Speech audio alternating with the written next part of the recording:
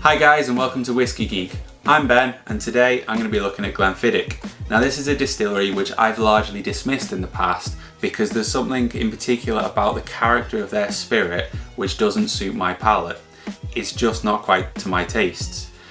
But my brother bought around a bottle of the 15-year-old a couple of months back and it kind of opened my eyes again to some of the nuances and complexities that a distillery is offering once you work through the bit which I don't like. So I picked up this pack of minis so that I can revisit and make sure that I'm not dismissing them unfairly, or maybe my palate's progressed to a point where there is something for me to enjoy in these. Who knows?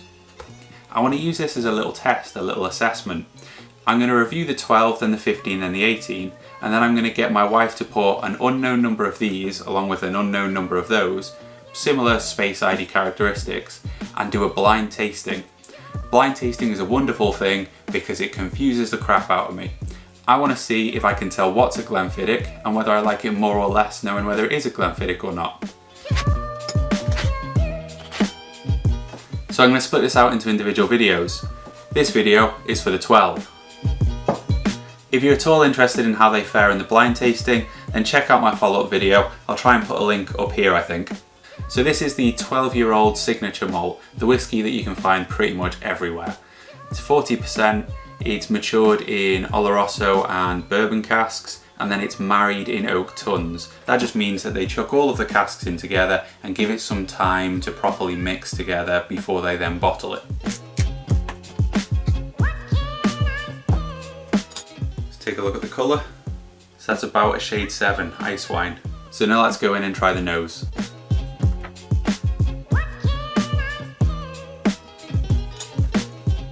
So the nose is really quite light and friendly.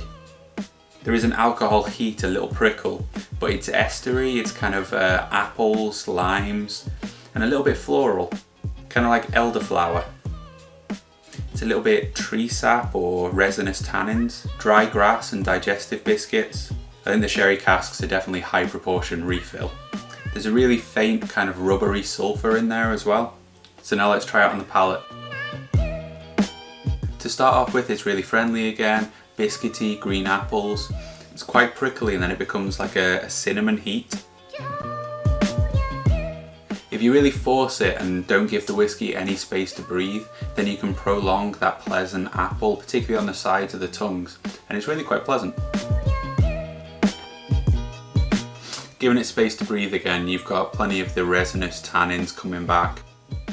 The palate does acclimate to the heat, to the cinnamon, gives it a little bit more space to be fresh and fruity. There is a kind of coarse, bitter, solventy presence in the background. The finish is lightly astringent, more of that cinnamon heat, predominantly resinous and again more kind of green fresh fruits. It's fairly short though. So I've given this 12-year-old a rating of 64 out of 100. It's fairly one-dimensional, but it's a really nice sipper.